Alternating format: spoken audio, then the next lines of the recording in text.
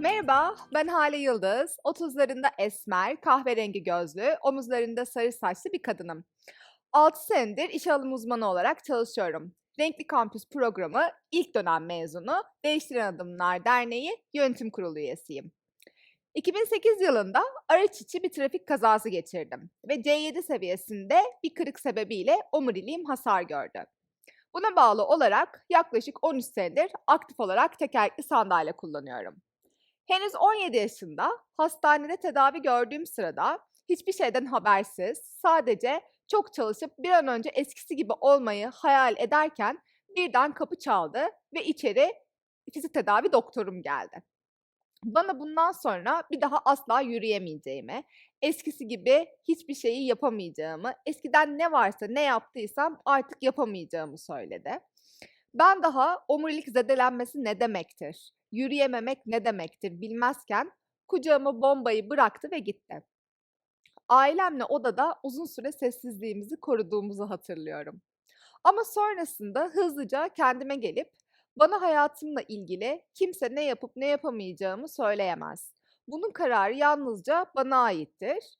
İstediği kadar tıp kitaplarında yazsa da bunu açıklaması 17 yaşındaki bir kıza bu şekilde yapılamayacağını düşünüyorum diyerek bir an önce kendimi toparladım.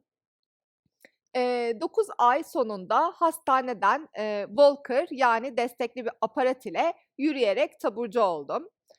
Kendi başıma ihtiyaçlarımı karşılayabiliyordum.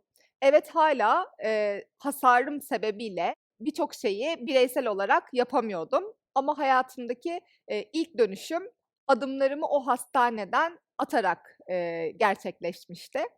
Sene 2010, üniversitemin ilk günü.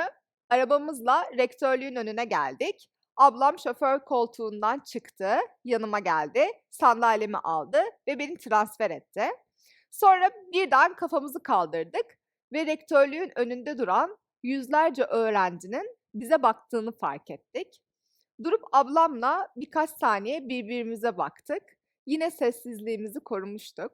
Yıllar sonra birbirimize itiraf ettik. O an orada arabaya tekrardan binip geri dönmeyi düşünmüştük. Biz bu bakışlar altında 4 seneyi, 5 seneyi nasıl geçirecektik?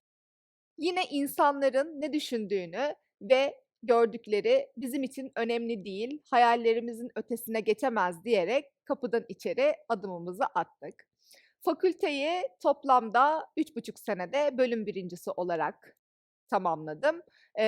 Hazırlıkla birlikte 4,5 sene sonra mezuniyetimi almıştım. Rektörlüğün önünde, o kalabalığın içinde kep atma anım ise benim hayatımdaki ikinci dönüm noktamdı. Benim mücadelem engelli bir kadın olmak. Sene 2021 ve bu geçen 13 sene içinde engelli bir birey olmayı deneyimledim.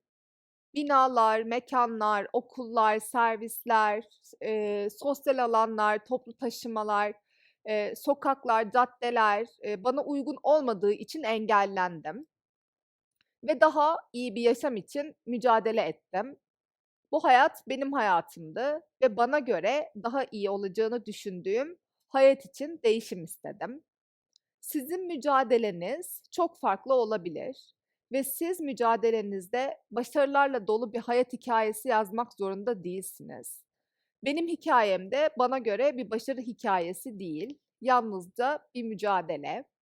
Bir başkası evinden hiç çıkmayarak sosyal olmamayı, çalışmak istememeyi de tercih edebilirdi.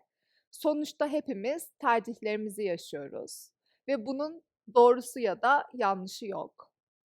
Benim gibi hayatını yaşamayı şansa bırakmayan, farklı engel durumlarına sahip 3 üniversite arkadaşı olarak Erişilebilir Her Şey sosyal girişimini kurduk. Burada kurum ve kuruluşlara engellilik alanında farkındalık ve algı eğitimleri veriyor. İçeriksel, fiziksel, iletişimsel anlamda danışmanlık yapıyoruz. Konuşmamın başında kendimi betimlemem ise görme engelli kişilerin zihinlerinde görselleşebilmekte.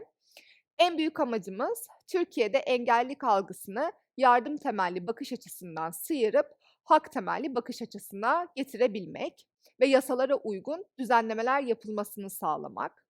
İnanıyoruz ki nitelikli istihdam, farkındalık sahibi bireylerin yetişmesi ve eğitim hayatının iyileşebilmesi ancak kişi bağımsız bir şekilde hayata katılım sağlayabildiğinde olacak. Bu yüzden erişilebilir bir dünyanın hayalini kuruyoruz. Herkesin kendi mücadelesinde yolunu bulabilmesini diliyorum. Teşekkürler.